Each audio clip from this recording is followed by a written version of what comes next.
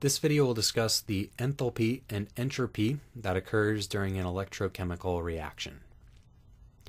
So our Gibbs energy of reaction during an electrochemical reaction, as given by the Nernst equation, is equal to the negative number of moles of electrons that flow times Faraday's constant times the electromotive force of the cell, E cell. We know that from the rest of thermodynamics that the entropy of something is equal to the negative partial derivative of the Gibbs energy with respect to temperature. So in this case, the entropy of reaction is equal to the negative partial derivative of the Gibbs energy of reaction with respect to temperature at constant pressure, which is equal to minus ddt of minus NF E cell.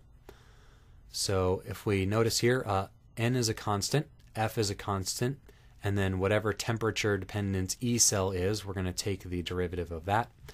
So this equals N times F times D E cell dt. So the entropy change that occurs during an electrochemical reaction is the number of moles of electrons times Faraday's constant times the partial derivative of the EMF with respect to temperature. Throw in a D in the denominator there as well. Okay, we also know that the Gibbs energy of reaction equals the enthalpy of reaction minus T times the entropy of reaction. Rearranging for enthalpy, we have delta H of reaction equals delta G plus T delta S. So delta H of reaction equals this plus temperature times this.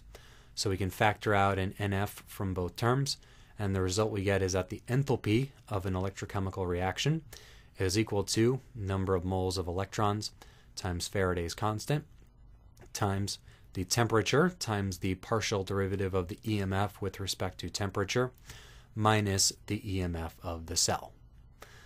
So if we want to get what these values are, we could do something like measuring the EMF over some range of temperature, perform the same reaction under varying temperatures, interpolate the function of the EMF as a function of temperature as some polynomial, compute the partial derivative of that polynomial with respect to temperature, and then versus temperature, what we have is we can use that to determine the Gibbs energy, enthalpy, and entropy of our system as a function of temperature.